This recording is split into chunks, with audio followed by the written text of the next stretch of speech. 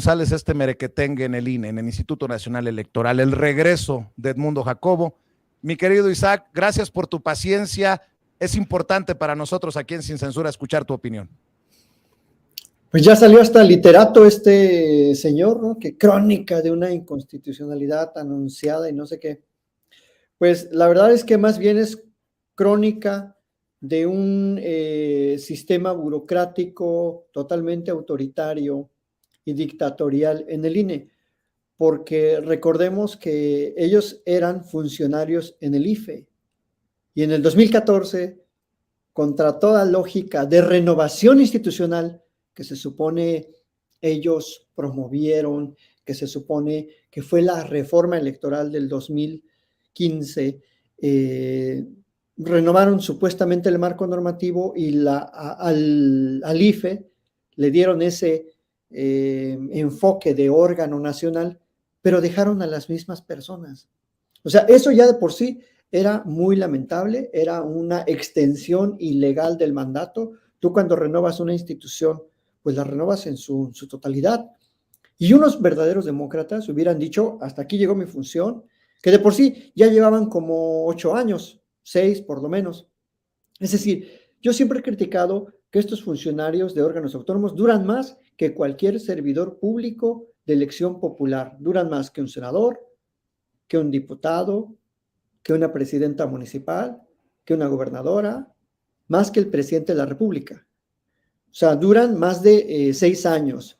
Y eso fue una jugada, concuerdo con lo que venía diciendo Jaime hace rato, una jugada transeccional del PRIAN, apropiarse de los órganos autónomos, clavar ahí sus alfiles o sus caballos o torres o como tú les dices, sus ahí animales porcinos, y dejarlos para manipular todo lo que iba a suceder y lo que está sucediendo del 2018 al 2024.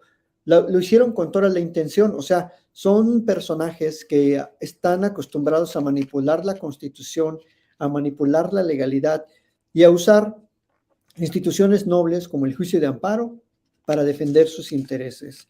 Y obviamente tratar de reivindicar sus posiciones autoritarias bajo el supuesto manto del Estado de Derecho, porque lo que dice el INE en su comunicado, lo que incluso algunos consejeros intentando defender a Edmundo Jacobo señalan que es un derecho ir al amparo, que es un derecho que él haga una acción para permanecer en el cargo, pero se les olvida que estos cargos tienen que renovarse, porque bajo esa lógica, entonces también el presidente de la República tendría derecho a quedarse ahí todo lo que él quiera, porque tiene derecho a ser elegido y a ser votado, y nosotros también tenemos derecho, en todo caso, si queremos, a votar por él por 100 años. Digo, no va a vivir 100 años, estoy diciendo una barbaridad, pero la digo para que se entienda el contexto de las irracionalidades, de las barbaridades que ellos señalan. Es decir, acuden a los derechos, al amparo, a la interpretación constitucional cuando les conviene. Cuando no les conviene, entonces es ilegal, entonces cacarean que es inconstitucional. Hago un paréntesis. ¿Recuerdan que al ministro Saldívar se le iba a extender por 2 años su mandato como ministro presidente? Él es ahorita ministro de la Corte, ya no es ministro presidente de la Corte, pero intentaron, había una iniciativa para extenderle por 2 años más el mandato. No, pues todo el mundo salió a desgarrarse las vestiduras, a descalificar como un intento de secuestro de la Corte, que la Corte iba a estar de rodillas.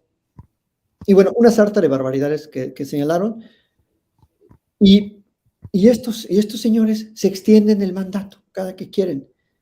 Y también se le extendieron el mandato a los magistrados del Tribunal Electoral. Es decir, toda la nomenclatura electoral ha gozado de estos beneficios de extensión del mandato, de esta,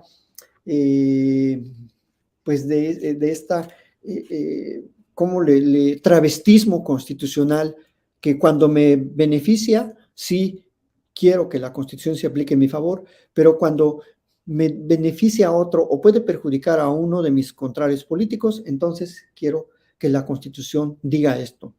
Es muy lamentable que además sean cargos administrativos, sean cargos que se tienen que renovar, sean cargos que no llegaron ahí por mandato popular y que se pretendan apropiar de esos cargos. Por eso se queda corto el calificativo de es un Porfirio Díaz, porque en aquella época no estaba claro el sentido de, digamos, de las funciones administrativas. Ahora vivimos en un estado moderno, en un estado constitucional, en donde este señor, que además ni experto electoral era, con todo respeto, creo que estudió filosofía, no sé qué cosa, o sea, ni siquiera tenía el perfil para llegar a ese cargo de entrada. Entonces es como si yo, un estudioso del derecho, me pongo a dirigir Bellas Artes, o sea, me pongo a dirigir algo que no es de mi área.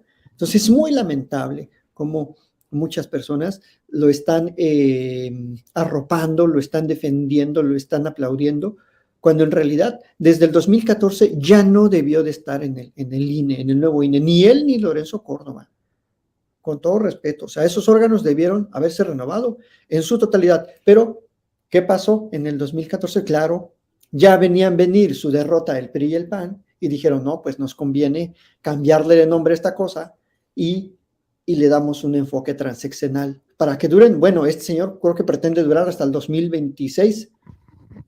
O sea, es totalmente absurdo, Vicente. Así es.